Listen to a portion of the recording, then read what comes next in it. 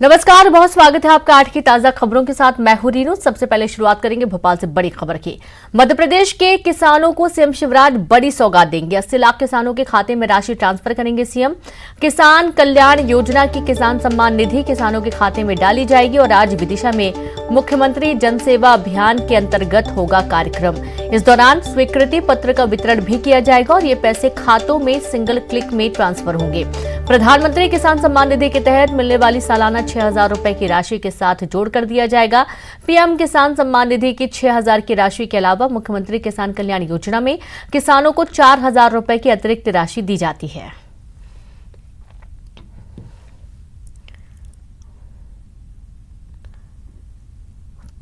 तो आज 80 लाख किसानों के खाते में राशि का ट्रांसफर करेंगे सीएम शिवराज सिंह चौहान। मध्य प्रदेश के किसानों को सीएम बड़ी सौगात देने जा रहे हैं। किसान कल्याण योजना की किसान सम्मान निधि किसानों के खाते में डाली जाएगी और आज विदिशा में मुख्यमंत्री जन सेवा अभियान के अंतर्गत कार्यक्रम के दौरान स्वीकृति पत्र का वितरण भी करेंगे।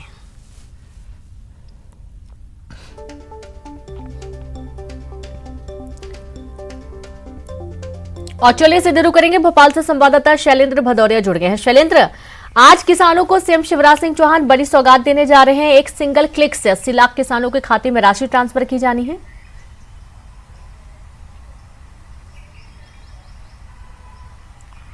देखिए, बिल्कुल रीनू, मध्य प्रदेश की सरकार हो या केंद्र की सरकार हो, लगातार किसानों के हित के लिए लगातार काम कर रहे हैं। और उसी कड़ी में जिस तरीके से कुछ दिनों पहले ही देश के प्रधानमंत्री नरेंद्र मोदी ने किसान सम्मान निधि का ऐलान किया था और उस योजना के तहत किसानों को 6,000 रुपए हर 6 महीने में किसानों के खाते में भेजे जाते हैं। लेकिन मध्य प्रदेश ऐसा पहला राज्य था जिसने किसान कल्याण योजना भी शुरू की। न केवल केंद्र सरकार के 6,000 रुपए बल्कि मध्य प्रदेश सरकार भी उनको 4,000 रुपए उसमें ऐड करके देती है।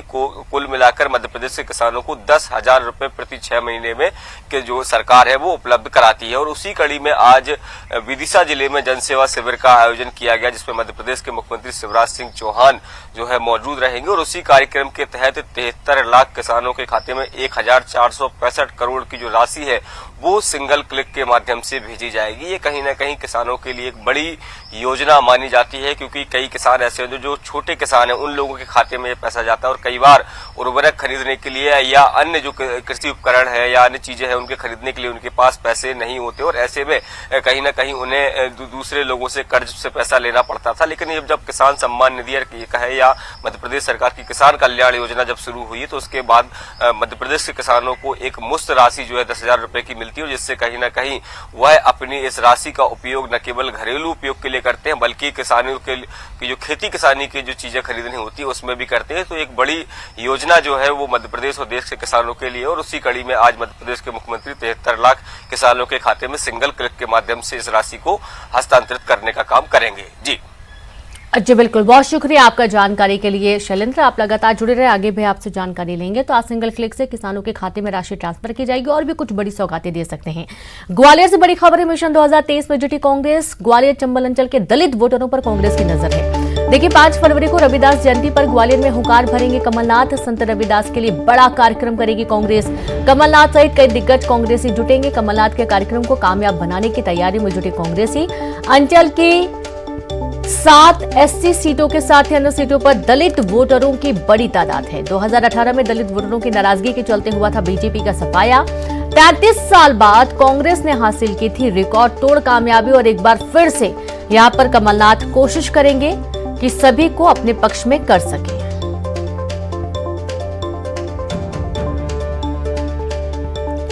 तो मिशन 2023 में जुटी कांग्रेस, खबर ग्वालियर से है, जहां ग्वालियर चंबल अंचल के दलित वोटरों पर कांग्रेस की नजर है। 5 फरवरी को रविदास जयंती पर ग्वालियर में हुंकार भरेंगे कमलनाथ। संत रविदास के लिए बड़ा कार्यक्रम आयोजित करने जा रही है। संवाददाता सुशील कौशिक जुड़ गए हैं। सुशील, मिशन 2023 की तैयारियों, आज 5 फरवरी को रविदास जयंती के खास मौके पर कमलनाथ हुंकार भरने वाले हैं, कैसी तैयारियां फिलहाल? देखिए, ग्वालियर चंबल अंचल की अगर बात करें तो ये अंचल मध्य प्रदेश में सत्ता की चाबी कहा जाता है, क्योंकि मध्य प्रदेश की जो 230 विधानसभा है उसमें से 34 विधानसभा सीटें ग्वालियर चंबल अंचल में आती है। और 2018 में ग्वालियर चंबल अंचल में कांग्रेस को दलित वोटरों के दम पर ही ऐतिहासिक कामयाबी हासिल हुई थी। यही वजह है कि अब कांग्रेस सत्ता वापसी के लिए ग्वालियर चंबल अंचल में दलित वोटरों को रिझाने में लगी है और इसी के चलते एक बड़ा आयोजन 5 फरवरी को रविदास जयंती पर ग्वालियर में आयोजित होगा, जिसमें कांग्रेस के पीसीसी चीफ पूर्व सीएम कमलनाथ आएंगे। इसके अलावा कांग्रेस के कई दिग्गज यहां जुटेंगे।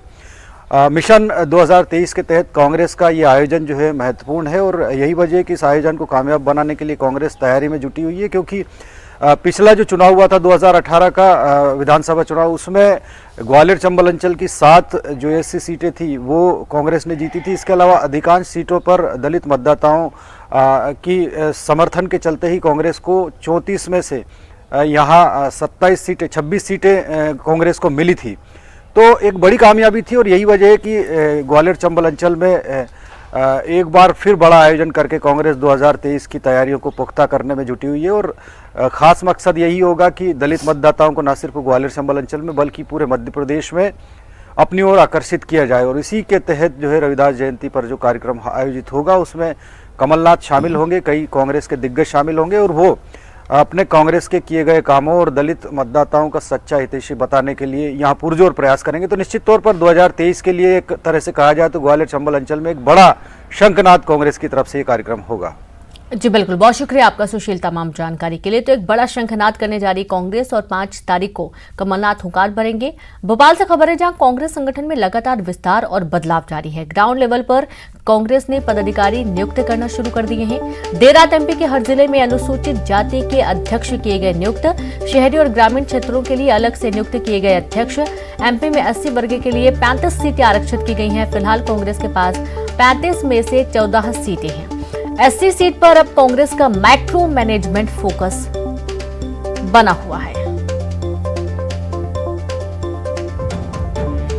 तो खबर भोपाल से आप ये देखिए कि मध्य प्रदेश में ठंड का प्रकोप लगातार जारी, यानी कि अभी ठंड से राहत मिलने वाली नहीं है। प्रदेश के 7 जिलों में शीतलहर चलने के आसार हैं और इसके चलते अलर्ट भी जारी किया गया है। उमरिया, जबलपुर, बालाघाट, सागर, भोपाल, राजगढ़, रतलाम में शीतलहर का अलर्ट। उज्जैन में आज रहेगा कोल्ड डे। प्रदेश के कई जिलों में 10 डिग्री के नीचे पहुंचा तापमान। उमरिया में 4 डिग्री रहा तापमान। भोपाल का तापमान भी 6.5 डिग्री दर्ज किया गया। ग्वालियर चंबल संभाग समेत कई जिलों में ठंड दोबारा बढ़ी। तो वहीं बारिश के बाद बादल छटने के कारण ठंड बढ़ गई है। और संवाददाता शैलेंद्र जुड़े हैं। शैलेंद्र, अब देखा जा रहा है कि 7 जिलों में शीतलहर का प्रकोप और उसके चलते अलर्ट जारी किया गया है और अभी ठंड से राहत बिल्कुल भी नहीं मिल पा रही है।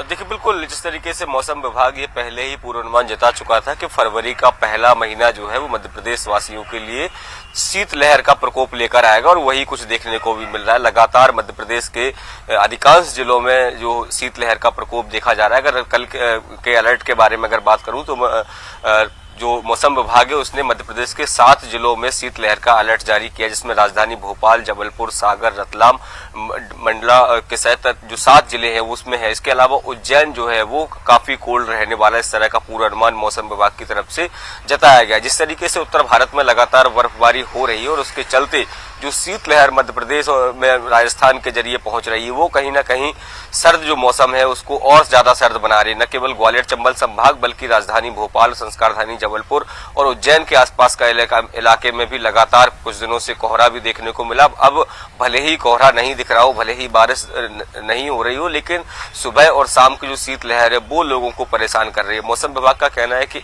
1 सप्ताह तक इसी तरह की शीतलहर जो है वो मध्य प्रदेश में रहेगी और उसके बाद जो है धीरे धीरे करके इसमें कमी देखने को मिलेगी और जो मौसम है वो सामान्य हुआ, क्योंकि अभी कई जिले ऐसे हैं जहां तापमान जो है वो 10 डिग्री से नीचे बना हुआ है और 10 डिग्री के नीचे तापमान रहता है तो कहीं ना कहीं शीतलहर का प्रकोप का उसका एक प्रमुख कारण है कि उसी के चलते जो तापमान में लगातार गिरावट देखने को मिल रही। दिन का तापमान भले ही सामान्य रह रहा हो, लेकिन रात का तापमान और सुबह और शाम का तापमान जो है उसमें तेजी से गिरावट देखने को मिल रही है, जिसके चलते लोगों को काफी परेशानियों का सामना करना पड़ रहा है। लेकिन 1 हफ्ता और मध्य प्रदेश के मौसम विभाग के अनुसार 1 सप्ताह और इसी तरह की कड़ाके की ठंड का सामना मध्य प्रदेश वासियों को करना पड़ेगा और उसके बाद मौसम सामान्य हो जाएगा। जी, बहुत शुक्रिया आपका शैलेंद्र जानकारी के लिए। तो कुछ दिन और इंतजार करना पड़ेगा और उसके बाद मौसम सामान्य होगा, थोड़ी राहत जरूर मिलने के आसार होंगे।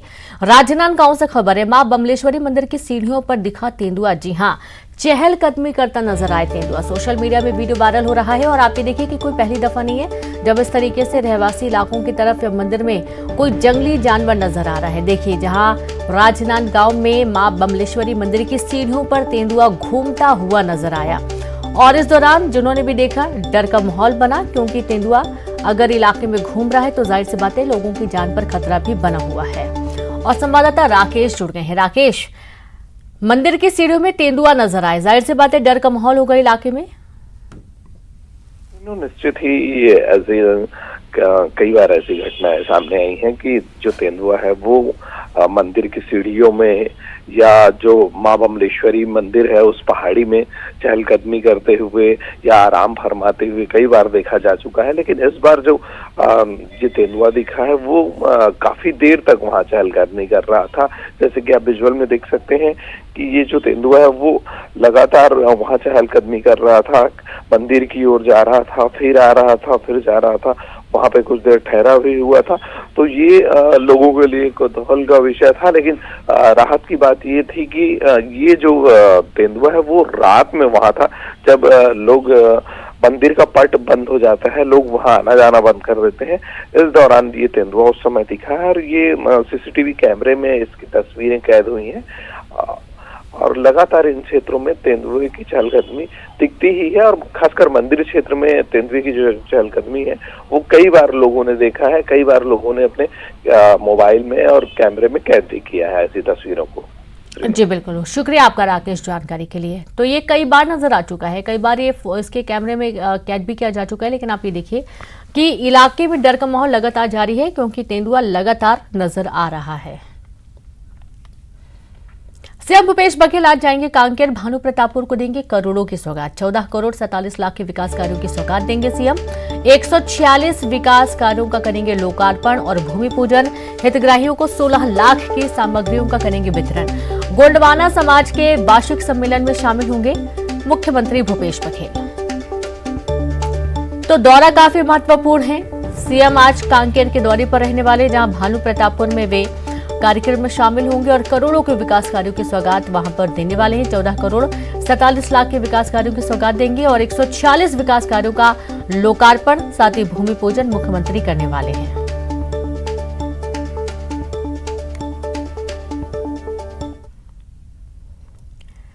और खबर रायपुर से, जहां कांग्रेस प्रदेश प्रभारी का छत्तीसगढ़ दौरा। आज रायपुर पहुंचेंगे कुमारी शैलजा। 3 दिवसीय दौरे पर पहुंच रही हैं रायपुर और 4 फरवरी को विधायकों के साथ करेंगी बैठक, यानी कि कल विधायकों के साथ बैठक करेंगी। राष्ट्रीय अधिवेशन की तैयारियों पर फोकस होगा, संगठन को मजबूत करने पर चर्चा होगी।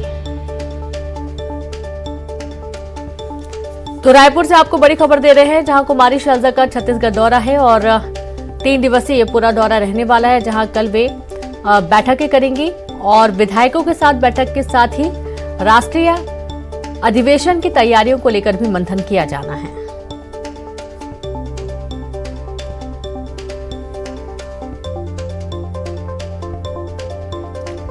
तो लगातार संगठन को और मजबूत करने के लिए कुमारी शैलजा का दौरा और सबसे महत्वपूर्ण है राष्ट्रीय अधिवेशन की तैयारियां।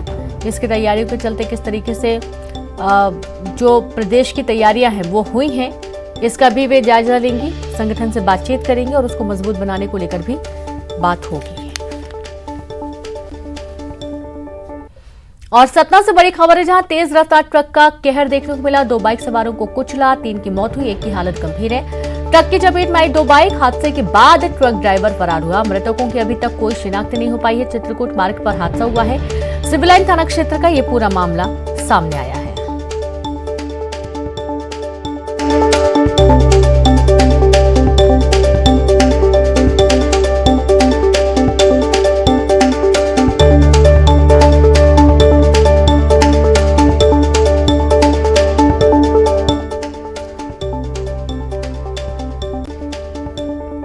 और बिलासपुर से खबर, जहां क्रेन ने स्कॉर्पियो को मारी टक्कर। हादसे में स्कॉर्पियो के परखच्चे उड़ गए। पुलिसकर्मी सहित 2 लोग घायल हो गए हैं। घायलों को सिम्स में भर्ती किया गया है। रतनपुर थाना क्षेत्र के घासीपुर की पूरी घटना सामने आई है। बड़ी खबर आपको दे रहे हैं बिलासपुर से।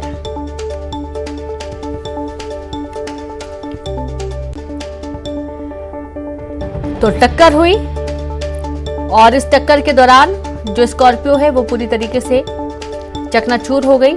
2 लोग घायल हुए हैं। पुलिसकर्मी सहित 2 लोगों के घायल होने की जानकारी। घायलों को सिमसिम भर्ती किया गया। रतनपुर थाना क्षेत्र के घासीपुर की घटना और जानकारी है कि यहाँ पर ओवरटेक करने के चक्कर में क्रेन से स्कॉर्पियो टकरा गई और इस दौरान ये पूरा घटनाक्रम हुआ है।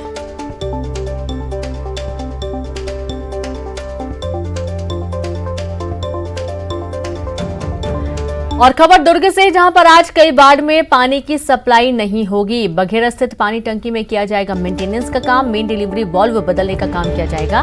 साथ ही पाइपलाइन के लीकेज का भी काम किया जाएगा। मरम्मत की जाएगी और आज शाम और कल सुबह पानी की सप्लाई बाधित होगी। प्रभावित क्षेत्र में टैंकरों से होगी पानी की सप्लाई। तो जहां पर ज्यादा दिक्कत होगी पानी की, वहां पर टैंकरों के माध्यम से सप्लाई की जाएगी। आज शाम और कल सुबह पानी की सप्लाई बाधित रहेगी। आपको लगातार इस खबर को दिखाया जा रहा है ताकि आप पानी का उतना ही इस्तेमाल करें जितनी जरूरत है। पानी को बचा कर रखें क्योंकि आज शाम और कल सुबह पानी की सप्लाई नहीं होने वाली है। तो कई वार्डों में पानी की सप्लाई नहीं होगी। जानकारी है कि बघेरा स्थित पानी टंकी से जहां कुल 7 वार्ड ऐसे हैं जहां पर पानी की सप्लाई होती है, वहां पर आज पानी नहीं मिल पाएगा। मेन डिलीवरी वाल्व बदलने का काम किया जाना है। पाइपलाइन के लीकेज का भी मरम्मत होना है। यूपी में रामचरितमानस जलाने के मामले में ग्वालियर में सपा नेता स्वामी प्रसाद मौर्य के खिलाफ केस दर्ज हुआ। स्वामी प्रसाद मौर्य समेत 9 लोगों के खिलाफ नामजद केस दर्ज किया गया। क्राइम ब्रांच थाने में धार्मिक भावनाएं भड़काने का केस दर्ज हुआ है। हिंदू महासभा कार्यकर्ता ने इसकी शिकायत की थी। हिंदुओं का प्रथम ग्रंथ रामायण है और रामचरितमानस का अपमान विधर्मी स्वामी प्रसाद मौर्य ने किया। इसलिए हिंदू महासभा ने मांग की कि 153A और 295 के अंतर्गत इन्हें जो है अपराधी घोषित किया जाए और ग्वालियर के अंदर इसकी FIR दर्ज कराई गई है। और प्रवीण चौधरी ने जो FIR दर्ज की है, हिंदू महासभा ने आज जो अपना रुख अपनाया था और अपना कड़ा रुख अपनाते हुए स्पष्ट कहा था यदि FIR दर्ज नहीं होगी तो हिंदू महासभा सड़कों पर आंदोलन करेगी। और इस कारण आज हम जो सत्य है कि हमारे आराध्य की यदि कोई अपमान करेगा तो निश्चित रूप से उसका हम प्रतिकार करेंगे। हिंदू राष्ट्र को लेकर इन दिनों खूब बातें हो रही हैं। शंकराचार्य स्वामी अभिमुक्तेश्वरानंद ने इसे शिगुफा बताया। न्यूज 18 से खास बातचीत में स्वामी अभिमुक्तेश्वरानंद ने कहा कि हिंदू राष्ट्र की परिकल्पना क्या है। स्वामी ने कहा कि देश धर्मनिरपेक्ष, अगर इरादा नेक है तो प्रजा इसमें सुखी रह सकती है।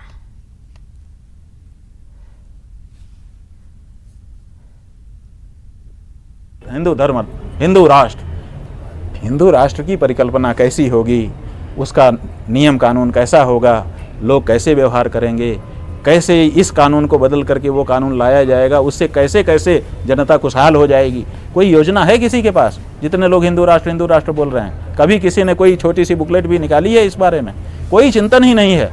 बस केवल हा हा हा हा हिंदू राष्ट्र का एक नारा, शिगुफा छोड़े हुए हैं। तो हमारा ये कहना है कि शिगुफे से कुछ नहीं होगा। हिंदू राष्ट्र बनाना है, अच्छी बात। देखिए, सच बात यह है कि अगर आपका इरादा नेक है तो जो है सब में अच्छा हो सकता है। जो अभी है धर्मनिरपेक्ष है, माने सब धर्म का आदर है, हिंदू धर्म का भी आदर ही है। अगर नेक इरादा है तो इसमें भी प्रजा सुखी हो सकती है, और नेक इरादा नहीं है तो आप कोई भी नाम दे दो, बात वही रहेगी। शंकराचार्य स्वामी अभिमुक्तेश्वरानंद का बेबाक इंटरव्यू देखिए सुबह 9:25 पर। बात बेबाक में सिर्फ न्यूज 18 मध्य प्रदेश छत्तीसगढ़ पर। और अब बिलासपुर से खबर है। कांग्रेस नेता की दबंगई और गुंडागर्दी। युवा कांग्रेस के ग्रामीण अध्यक्ष राजू यादव पर आरोप लगा। साथियों के साथ चाय वाले से मारपीट करने का आरोप लगा है। पैसा मांगने पर कांग्रेस नेता ने मारपीट की थी और मारपीट का सीसीटीवी फुटेज भी सामने आया। तारबहार थाना क्षेत्र का मामला है। कांग्रेस नेता के खिलाफ मामला दर्ज किया गया है। तो बड़ी खबर आपको दे रहे हैं। बिलासपुर से कांग्रेस नेता की दबंगई और गुंडागर्दी सामने आई है। युवा कांग्रेस के ग्रामीण अध्यक्ष राजू यादव पर आरोप लगा। साथियों के साथ चाय वाले से मारपीट का आरोप लगा है। पैसे मांगने पर कांग्रेस नेता ने मारपीट की। मारपीट का सीसीटीवी फुटेज भी सामने आया। तारबहार थाना क्षेत्र की पूरी घटना सामने आई है। तो कांग्रेस नेता के खिलाफ मामला दर्ज किया गया। बड़ी खबर आपको दे रहे हैं बिलासपुर से। तो कुछ वीडियो भी सामने आए हैं इस पूरे मारपीट के दौरान के, जब आरोप लगा और पैसा मांगने को लेकर कांग्रेस नेता ने मारपीट कर दी। चाय वाले के साथ मारपीट की गई है।